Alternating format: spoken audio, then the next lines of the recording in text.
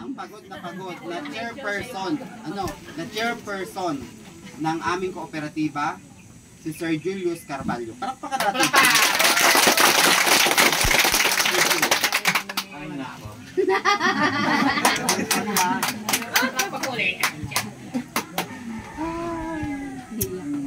Hindi, oh. Mas nangingibabaw ang pagod. Ano pa man. Anyway, kasi tagal ko nang hindi umakyat ng bundok. Okay, it's been 20 o 5 pa yung huli ko sa Mount Banahaw. So, walang practice. Okay. Pero, natutuwa rin naman ako dahil na-experience ko ulit. Pero hindi ko alam kung may susunod pa. Ayan. Sa mga ganitong pagkakataon, na-expect ko naman kung anong dadap na ito. Okay? Dahil kung ako man na nakatira dito, hindi rin ako bababa. Magtsatsaga na lang ako dito, ba't ba ako bababa doon? Diba? Layo-layo. Pero kung kayo ay ma-ambisyon,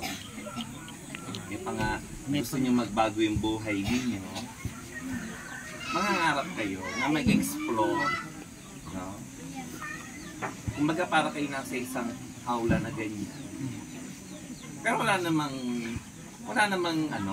nakakulong. Okay? Kung ikaw yung taong may gustong magbago sa buhay mo, susubukan mo, ano kaya yung nasa labas? Tingnan ko nga, ano ba yung matatagpuan ko sa labas? Nang sa gayon ay malaman ko. Okay? Tinatanong nyo ba yung sarili ninyo na sino yung nakababa na sa from here? Nakababa na? Sino dito? Nakakababa ba kayo? Nakapunta na sa Madalang, di ba? Nakapunta na sa Manila. Okay, kasi nga naman, pamasahe pa lang. Diba? Wala. Tapos yung lakad ka, naku po, di ba? Tulog na lang kaya ako dun sa bahay, di ba? Pero, doon sa gagawin yung sakripisyo, may kapalit yun. May mga nag-aantay na mga pagbabago na pwedeng mangyari sa buhay ninyo. Gaya ng number 1, edukasyon. Pag may edukasyon ka, okay, makakahanap ka ng trabaho na gusto mo. Pag may trabaho ka, may susunod? May pera. At pag may pera ka, makakamit mo yung mga gusto mong, mga ginugusto mo sa buhay na mga material na bagay.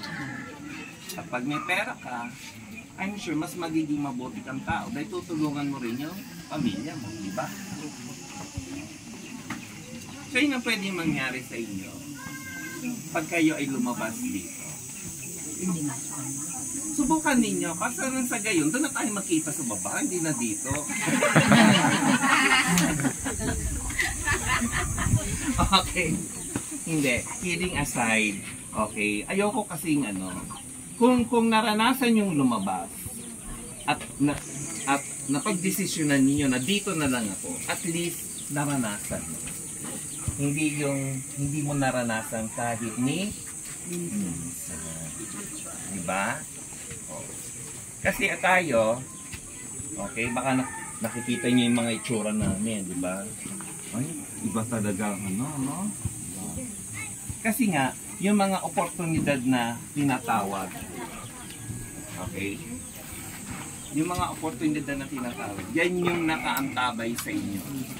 Just like us, nagkaroon kami ng oportunidad na makasalamuha kayo. Kaya nakikita nyo, mga emosyonal sila. Kasi for the longest time, hindi sila nakatagpo ng mga ganyan.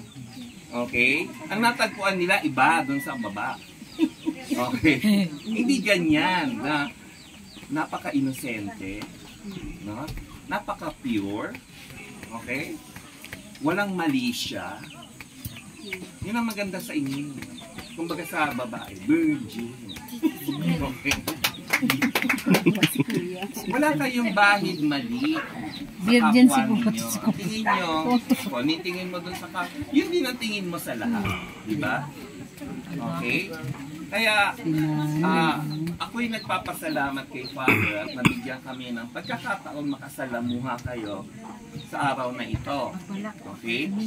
Ang aming kooperatiba ay talagang naghahanap ng mga iba't ibang komunidad na pwede naming matulungan. Dahil ang ating gobyerno po, kami po ay binigyan ng mandato na tumulong. Okay? Sa ayaw man namin sa hindi, hahanap at hahanap kami. Dahil merong ipinalaan sa aming pondo ang gobyerno na dapat namin gamitin yan sa mga komunidad.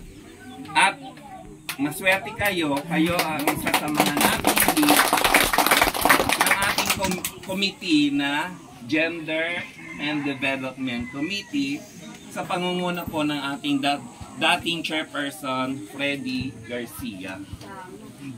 Okay. Kung mapapansin niya, sabi niya taga Mindoro siya, Calapan. Okay. Ang sa kanya, love his own. Ba't mga naman ba ako hahanap ng iba? Baka dito sa aking community, no, meron na akong mahanap na qualified. At iyon na nga po. Kayo po ay isa sa mga qualified o katangi-tangi ng mga komunidad na dapat tulungan. Okay? At naway, ang pagtulong namin sa inyo ay magbigay daan para maging progresibo kayo. Okay? Naway, huwag niyong sayangin kung ano man yung itutulong namin sa inyong komunidad sa pamagitan po ng ating butihing padre, Gabi, okay? Na mapabuti ninyo ang inyong community. Okay? Nasa pag-uusap na po ninyo kung saan nyo gagamitin yung pondong ibibigay po namin. Okay?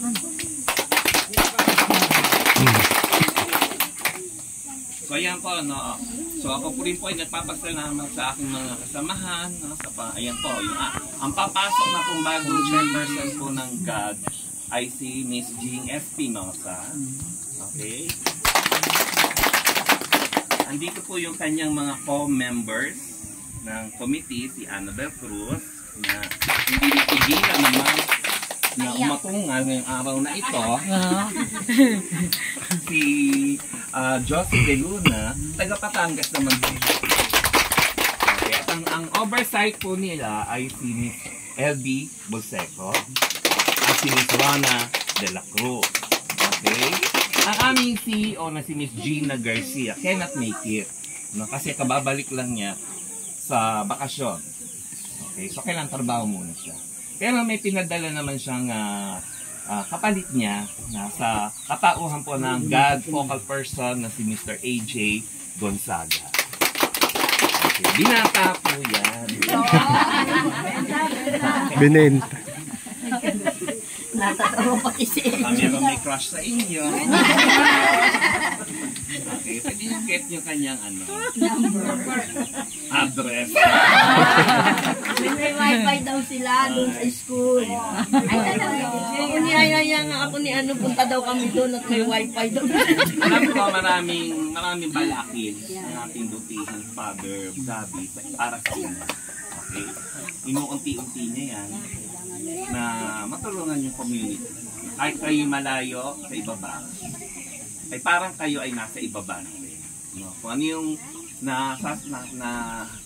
natatanggap o na nararanasan ng mga nasa ibaba, gusto rin niyang iparanas dito sa inyo. So maybe after 3 years, 4 years, 5 years, iba na ang itsura ninyo. No? Baka may mga kolerete na rin kayo. No?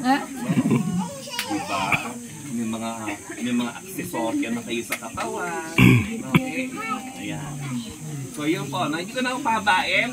Maraming salamat po. I-enjoy po natin ngayong araw na ito. Ito po ang araw ng selebrasyon ng pagtulong ng aming kooperatiba sa inyong lahat. Maraming salamat. Okay, salamat Sir Jay. So, I hope ako po yung maasa na kayo po ay na-inspire sa mensahe ng ating chairperson dito sa community na ito. Gamitin daw po natin yung ibinigay na tulong bilang malaking tulong para sa inyong komunidad na magamit nyo for a long time para sa mahabang panahon. At sa pagkakataon pong ito, tawagin ko naman po ito ang isa sa napakaganda na magiging bagong chairperson ng Gender and Development Committee ng aming co-op, Pamana mo. si Miss Jing Espinosa. Maraming salamat po, no? Maraming salamat kay Padre na naging daan para makarating ang aming kooperatiba sa inyong lugar. So, tama naman si Sir Jay. Hindi bago sa amin ang pamamahagi ng pagtulong, pero for me personally, bago sa akin ang umakyat sa dulo ng bundok, sa taas ng bundok, na makakita ng ganitong komunidad. I am doing my mission activity yearly po, pero dun sa mga less fortunate na nasa Maynila. Hopefully, pag pinagpala pa ako ni Lord soon, malay nyo naman, aakyat na rin ako ng bundok at kumbaga makagawa ako ng mas malaking mission pag pinagpapala pa tayo ni Lord. So, thank you very much din sa inyong kamangyan. Palakpakan po natin si Sir. Para makarating kami sa inyong community. Tama din si Chairperson Julius na dapat, Sir Jay, na dapat tayo ay magkaroon tayo ng pananaw na subukan natin lumabas sa ating komunidad dahil maraming opportunity ang naghihintay sa atin. Magkaroon tayo ng ambisyon na lumabas sa community natin kasi kagaya ni Padre, isa ng, although kamangyan siya, tama po ba Padre? So, nandun siya ngayon, nasa kanyang debosyon bilang pare at naglilingkod sa ating community, sa inyong community. So, hopefully, pagpanalangin natin kay Lord na itong mga batang ito for the long time, in the future, malay mo, isa sa kanila, some of them, engineer, doctors, di ba? So, yun po yung ipanalangin natin. In the future, yun ang maging kinabukasan ng mga batang ito. So, thank you very much. Kasama po ng aming community. Nandito po kami para magbahagi ng tulong. So, sana ay alam namin makakatulong po ng malaki sa kanila. Thank you. Thank you, Miss Jing. So, ito na po yung isa sa mga highlight ng ating programa. Mag-a-award po kami para po dun sa Adapt a Community Project Financial Aid na pang-apat na taon po ito na programa ng aming kooperatiba na ang beneficiary ay ang ating Mangyan Mission dito po sa Bulalakaw. So, ito po yung nag-umpisa noong 2018. 18, 19, 20, 19. 4 years. 4 years na po to. Ano? Okay, tawagin ko po si Miss Jing and si Sir Jay. Okay? Para po sa awarding ng ating financial grant. Padre. Ito po kayo.